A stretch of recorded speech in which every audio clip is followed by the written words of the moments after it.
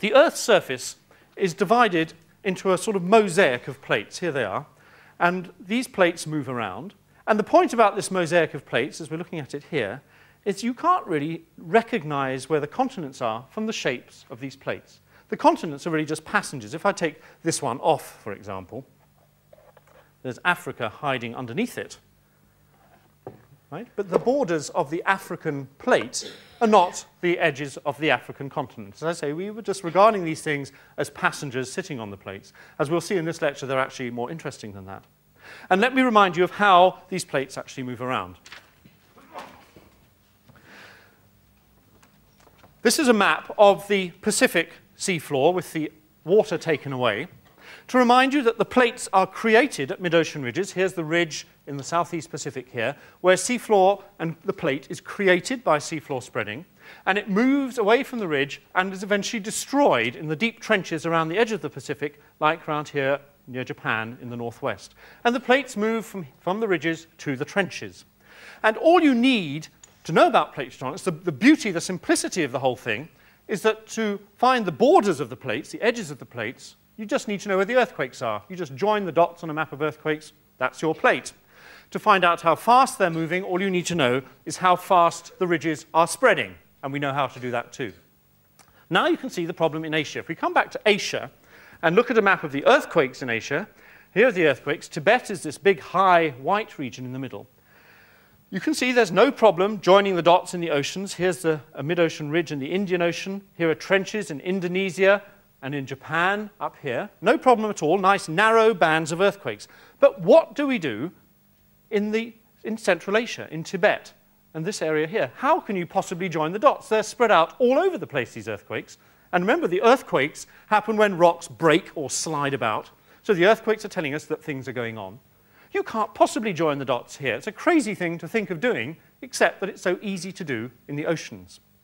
And when plate tectonics was discovered in 1967, it was immediately obvious that the continents were doing something odd. Couldn't quite understand what was going on. You can't find where the plate boundaries are on the continents. And it took much, much longer to sort out what the continents were up to. And it's really only in the last 5 years or so that we have a kind of language for talking about how the continents work. One of the first clues along the way here is that the continents are very, very old. And I have here a rock from the continents. This rock I'm holding in my hand is about 3,000 million years old. That's incredibly old. The Earth itself is 4,500 million years old. And this rock is getting on then for that sort of age, for the age of the Earth.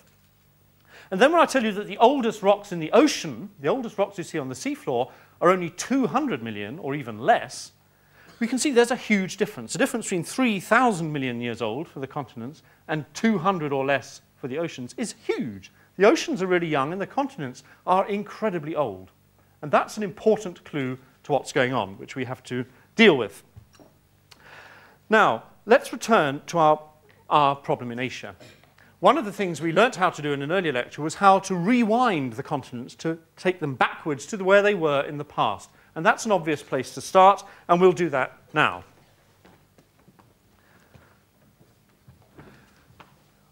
Here is what the continents looked like 150 million years ago. India tucked up against Africa and Antarctica.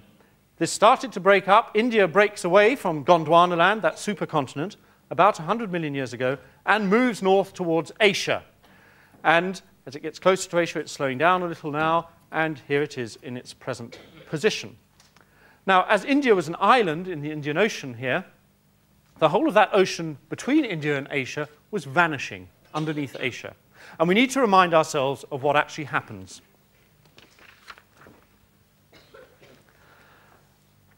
This is a model to show what happens in a trench, where, in this case, the seafloor is going to be sliding underneath the land. And this could be India as a passenger or an island in the Indian Ocean, with the Indian Ocean seafloor here sliding down underneath Asia. This would be Asia, southern Tibet. Let's remind ourselves what actually happens. As we move this, let's move it, we get shallow earthquakes here on the interface between those two plates as they go down. As this plate is being pushed down into the mantle, we get deep earthquakes within this plate here. These red lights are showing deep earthquakes in the plate going down as it breaks up.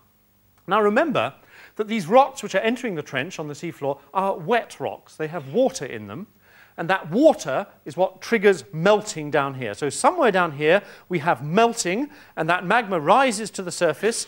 A lot of it will freeze here to make granite, but some will come to the surface as volcanoes along the top here, along the southern edge of Asia.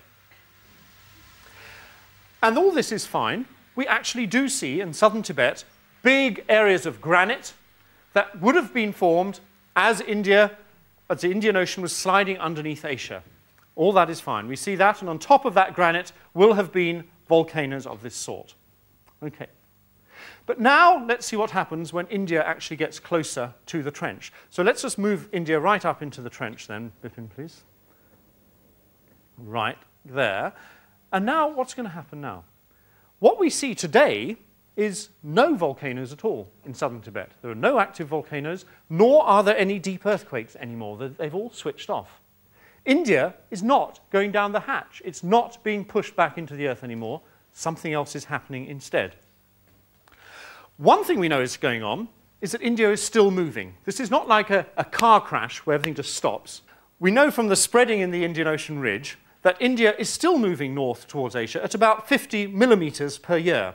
Now, it was moving much faster. It was moving at about 150 millimeters per year before the collision, and it slowed down to 50 millimeters per year now. But since the collision, about 40 or 50 million years ago, India has shoved about 2,000 kilometers into Asia. That's a huge distance. That's from here to Rome. India has ploughed into Asia. And obviously that is something to do with why the Himalayas and Tibet are there.